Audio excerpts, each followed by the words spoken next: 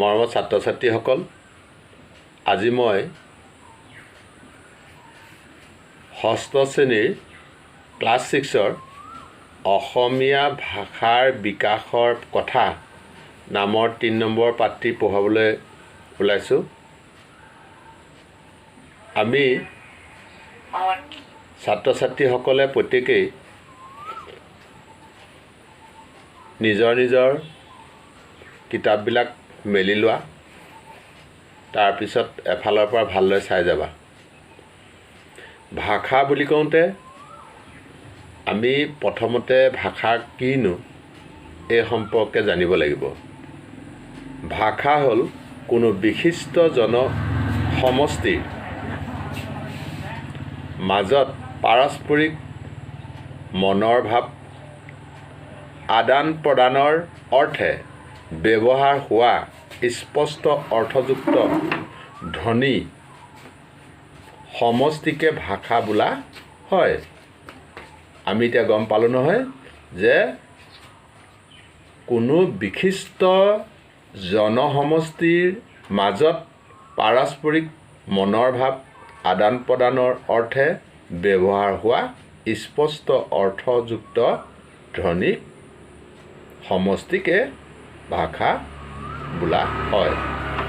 ভাষাৰ কথিত আৰু লিখিত ৰূপ বেলেগ বেলেগ। পৃথিৱীত প্ৰত্যেক ভাষাতেই কথিত আৰু লিখিত দুটা ৰূপ পোৱা যায়।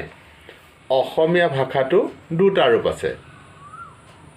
তোমালোকে গম পাইছানে ছাত্ৰ ছাত্ৰীসকলে যে অসমীয়া ভাষাটো দুটা ৰূপ আছে, কথিত আৰু লিখিত। আমি অসমত বাস কৰোঁ, সেইকাৰণে সকলোৱে অসমীয়া, আৰু সেইকাৰণে আমি অসমীয়া ভাষাটো ভালদৰে শিকিব লাগিব, জানিব লাগিব আৰু পঢ়িবও লাগিব। তেতিয়াহে আমি ভৱিষ্যতে অসমীয়া ভাষাৰ ওপৰত বিশেষ জ্ঞান হ'ব।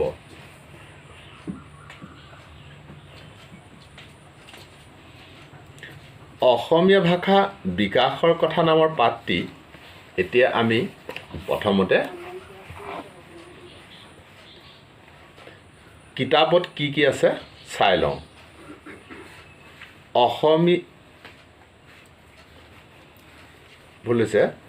আধুনিক ভাৰতীয় ভাষাসমূহৰ ভিতৰত অসমীয়া ভাষা অন্যতম ঐতিহ্যপূৰ্ণ আৰু সমৃদ্ধিশালী ভাষা। অসম ভূখণ্ডৰ বিভিন্ন জনগোষ্ঠীয় ভাষাৰ উপাদানেৰে অসমীয়া ভাষা বৈচিত্ৰ্যময় হৈ উঠিছে। তাৰমানে অসমত বিভিন্ন জাতি জনজাতি উপজাতিয়ে বাস কৰে। সেই জাতি জনজাতি উপজাতিয়ে বাস কৰাৰ কাৰণে ইয়াক কি বুলি কৈছে? বিভিন্ন জনগোষ্ঠী ভাষা উপাদানে অসমীয়া ভাষা বৈচিত্ৰ্যময় হৈ উঠিছে। আন নব্য ভাৰতীয় আৰ্য ভাষাৰ তুলনাত অসমীয়া ভাষা মূলৰ পৰা আটাইতকৈ দূৰলৈ আঁতৰি আহিছে। পাঠটোৰ পৰা অসমীয়া ভাষাৰ বিকাশৰ বিষয়ে কিছু কথা জানিব পাৰিবা। এতিয়া তোমালোকে ওপৰৰ মূল কথাখিনি গম পাইছাই যে আধুনিক ভাৰতীয় ভাষাসমূহৰ ভিতৰত অসমীয়া ভাষা অন্যতম ঐতিহ্যপূৰ্ণ আৰু সমৃদ্ধিশালী ভাষা। অসম ভূখণ্ডৰ বিভিন্ন জনগোষ্ঠীয় ভাষাৰ উপাদানেৰে অসমীয়া ভাষা বৈচিত্ৰ্যময় হৈ উঠিছে। আন নব্য ভাৰতীয় আৰ্য ভাষাৰ তুলনাত অসমীয়া ভাষা মূলৰ পৰা আটাইতকৈ দূৰলৈ আঁতৰি আহিছে। পাঠটোৰ পৰা এই অসমীয়া ভাষা বিকাশ কেনেকৈ হ'ল, কি কথা, এই সম্পৰ্কে তোমালোকে নিশ্চয় বুজিব অলপ হ'লেও পাৰিবা। এতিয়া কিতাপখন চোৱাচোন, প্ৰত্যেকেই কিতাপখন চোৱা ভালদৰে। সন্ধিয়া সময়ত নয়নাহঁত খুৰাকৰ কাষতে বহিলহি। খুৰাকে সিহঁতৰ ইচ্ছাৰ কথা বুজিব পাৰি মিচিকিয়াই হাঁহি সুধিলে, তোমালোকে আজি কি শুনিবা কোৱাচোন? ইফতিছামে ক'লে, খুৰা, যোৱাবাৰ আহোঁতে আপুনি অসমীয়া ভাষাৰ বিষয়ে কম বুলি কৈছিল। এতিয়া আমি দাঢ়ি হ'লে অলপ সময় ৰ'ব লাগে, কমা হ'লে তাতকৈ কম, আৰু আমি যেতিয়া কিবা এটা প্ৰশ্ন কৰোঁ তেতিয়া প্ৰশ্নবোধক চিন, আৰু বাক্যটো শেষ হ'লে দাঢ়ি, আৰু যেতিয়া আমি ভাৱ প্ৰকাশ কৰোঁ তেতিয়া ভাৱবোধক চিন ইয়াত দেখা গৈছে। এতিয়া তুমি 5 পেৰেগ্ৰাফলৈ আহা তোমালোকে। খুৰাকে লেপটপটো খুলি সাঁচিপতীয়া পুথিৰ অনুকৃতি উলিয়াই লৈ ক'লে, ঠিক আছে, শুনা তেন্তে। আমাৰ অসমীয়া ভাষাটো বহুত পুৰণি, আনকি শ্ৰীমন্ত শংকৰদেৱৰ জন্মৰো বহুত আগতে অসমীয়া ভাষাত কাব্য ৰচিত হৈছিল। তাৰমানে শ্ৰীমন্ত শংকৰদেৱ বুলি কওঁতে আমাৰ অসমৰ এখন নাম ধৰ্ম প্ৰচাৰ কৰা ধৰ্মগুৰু। আমি এতিয়া শংকৰদেৱৰ বিষয়ে চবেই জানিবই লাগিব, আৰু শংকৰদেৱ মাধৱদেৱ দুইজন আমাৰ অসমীয়া জাতিৰ ধৰ্মগুৰু। গতিকে তোমালোকেও শংকৰদেৱৰ বিষয়ে ভালদৰে জনা দৰকাৰ, আৰু তোমালোকে ভালদৰে শংকৰদেৱৰ বিষয়ে জানিবলৈ চেষ্টা কৰিবা। ত্ৰয়োদশ শতিকামানতে হেম সৰস্বতীয়ে প্ৰহ্লাদ চৰিত্ৰ নামৰ এখন পুথি ৰচনা কৰিছিল। আজিলৈকে উদ্ধাৰ হোৱা প্ৰাচীন অসমীয়া পুথিবিলাকৰ ভিতৰত এইখনেই আটাইতকৈ পুৰণি পুথি। এতিয়া হেম সৰস্বতী বুলি কওঁতে আমি কোন? এই হেম সৰস্বতী যে পাঠ শংকৰীজীৱৰ এজন শ্ৰেষ্ঠ কবি। এতিয়া তোমালোকে গম পালা নহয়। তাৰপিছৰ পেৰেগ্ৰাফলৈ আহা। নয়নাই অলপ চিন্তা কৰি সুধিলে, তাৰমানে খুৰা, আমি ইয়াত কমা এটা যে পাইছোঁ, তেতিয়া আমি অকণ ৰখিবই লাগিব। ত্ৰয়োদশ শতিকাতে অসমীয়া ভাষাৰ উৎপত্তি হৈছিল নেকি? এইটো কোনে সুধিলে? নয়নাই সুধিলে। কাক সুধিলে? খুৰাকক সুধিলে। নয়নাই অলপ চিন্তা কৰি সুধিলে, তাৰমানে খুৰা, ত্ৰয়োদশ শতিকাতে অসমীয়া ভাষাৰ উৎপত্তি হৈছিল নেকি? তেতিয়া খুৰাকে ক'লে, নহয় নহয়। তেওঁ মনৰ ভাৱ প্ৰকাশ কৰাৰ কাৰণে এইডাল যে দেখিছা ভাৱবোধক চিন, দেখিছানে? খুৰাকে হাঁহি ক'লে, এটা ভাষাৰ উৎপত্তি হৈ ভাষাটোৱে পূৰ্ণ ৰূপ পাবলৈ বহু যুগ লাগে। তাৰ পাছতহে সেই ভাষাত লিখিত সাহিত্যৰ সৃষ্টি হ'ব পাৰে।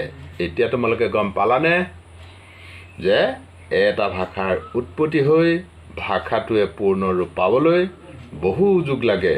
তাৰপিছত ই কি হয়? লাহে লাহে লিখিত সাহিত্যৰ সৃষ্টি হ'ব পাৰে। প্ৰথমে এই ভাষাত অলিখিত সাহিত্যৰ সৃষ্টি হয়। এই অসমীয়া ভাষাটো প্ৰথমতে লিখিত সাহিত্য সৃষ্টি হোৱা নাছিল, অলিখিত মুখে মুখেহে সৃষ্টি হৈছিল। তেতিয়া এই কথাটোত নয়নাই সুধিছিল যে অলিখিত সাহিত্য মানে কি খুৰা? তেতিয়া অলিখিত সাহিত্য মানে হ'ল যিবোৰ সাহিত্য আখৰেৰে লিখা নহয়, বৰং মানুহৰ মুখে মুখেহে প্ৰচলিত। সেইবাবে ইয়াক মৌখিক সাহিত্য বুলিও কোৱা হয়।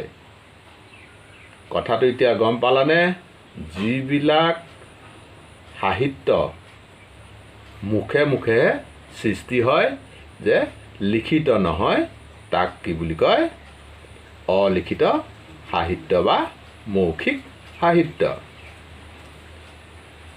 এতিয়া গম পাইছাই নহয় যে আখৰ চিনি নোপোৱা মানুহে হয়তো অতি পুৰণি কালতে অসমীয়া ভাষাত এনে সাহিত্য চৰ্চা কৰিছিল।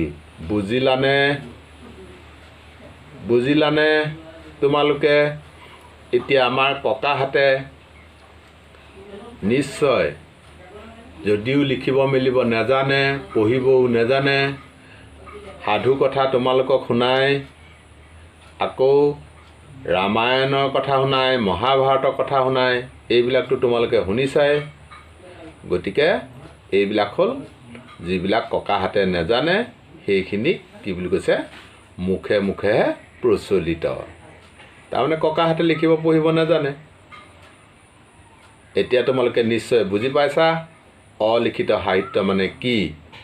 অলিখিত সাহিত্য মানে হ'ল যিবোৰ সাহিত্য আখৰেৰে লিখা নহয়, বৰং মানুহৰ মুখে মুখেহে প্ৰচলিত। সেইবাবে ইয়াক মৌখিক সাহিত্য বুলি কোৱা হয়। গম পাইছেনে? মৌখিক সাহিত্য কাক বোলে? যে যিবিলাক সাহিত্য মানুহৰ মুখে মুখেহে প্ৰচলিত আৰু লিখিত নহয়। এতিয়া তোমালোকে সকলো গম পাইছানে? কথাবোৰ বুজি পাইছানে? ইন্দাক বংনে?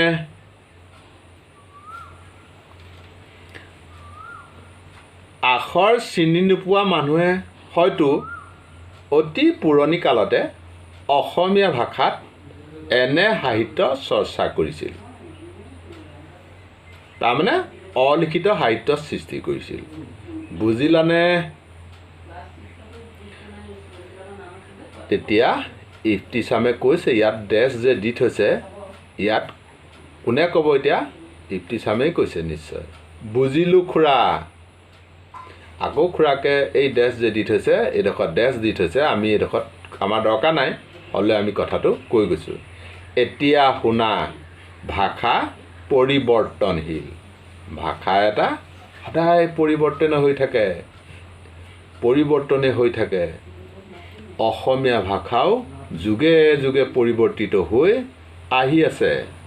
সপ্তম শতিকা মানলৈ পূব আৰু উত্তৰ পূব ভাৰতত প্ৰায় একে ভাষাৰ প্ৰচলন আছিল। এতিয়া তোমালোকে গম পাইছানে?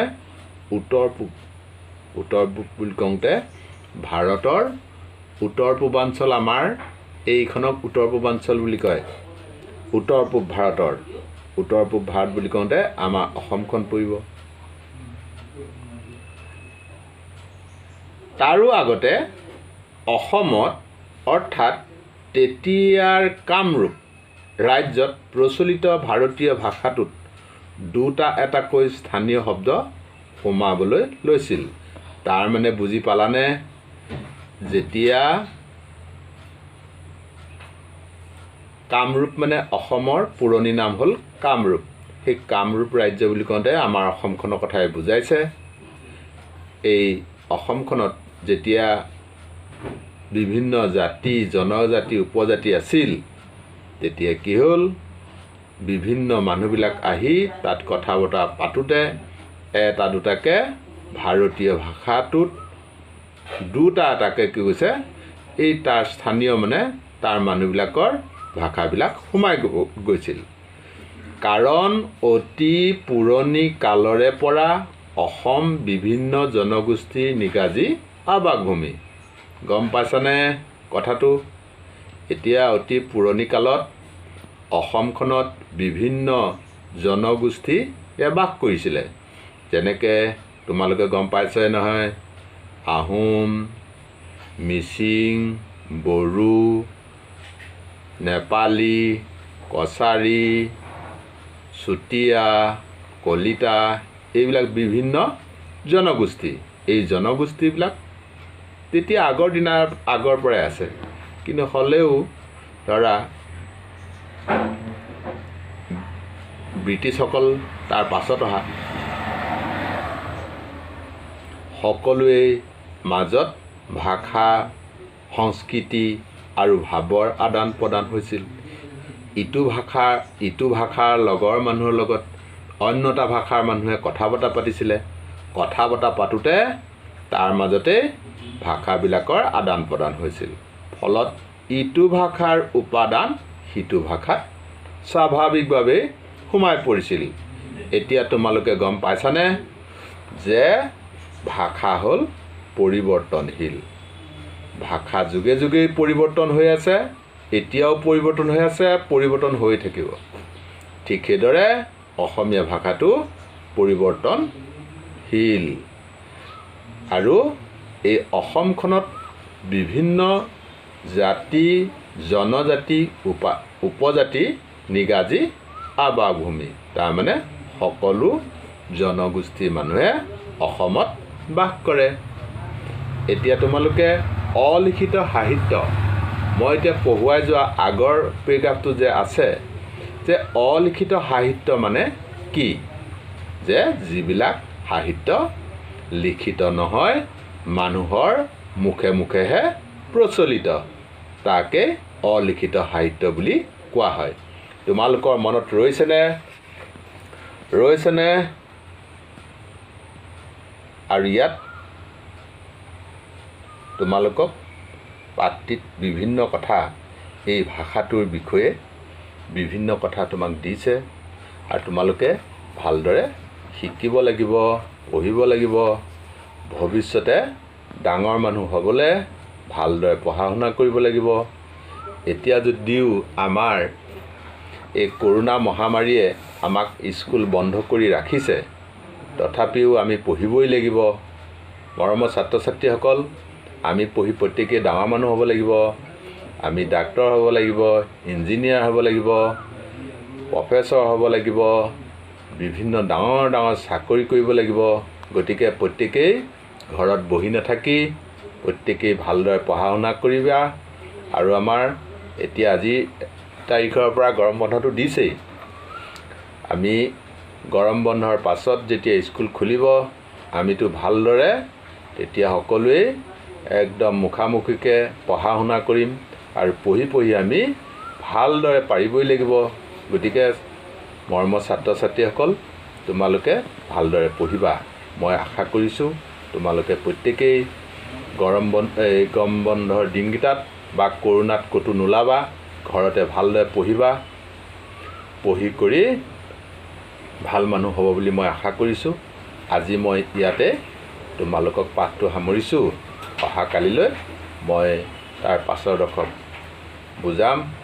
আমি বাকীকেইটা পাঠটো বুজালোৱেই, মই বাকীকেইটা পাঠটো বুজাই থোৱা আছে তোমালোকক। গতিকে তোমালোকৰ প্ৰশ্ন যদি ক'ৰবাত খেলি মেলি আছে, সেইখিনি মোক দিবা, মই তোমালোকক কৰি দিম, আৰু সেইখিনি তোমালোকে কৰিবলৈ যত্ন কৰিবা। এই পাঠটোৰো তোমালোকে ঘৰত এতিয়া বহি নাথাকি এনেই ফুৰি চাকি নাথাকিবা, খুব লিখিবা, পঢ়িবা। আৰু মই তোমালোকক পাঠবিলাকতো লিখিবলৈ দিছোঁৱেই। সেইদৰে কৰিলে তোমালোকে এদিন ভাল মানুহ হ'ব পাৰিবাই। গতিকে মই আজিলৈ ইয়াতে পাঠটো সামৰিলোঁ। তোমালোকক অহা কাইলৈ বাকীখিনি মই পঢ়ুৱাম। হ'বনে? হ'ব দেই, আজি ইয়াতে ৰাখিলোঁ।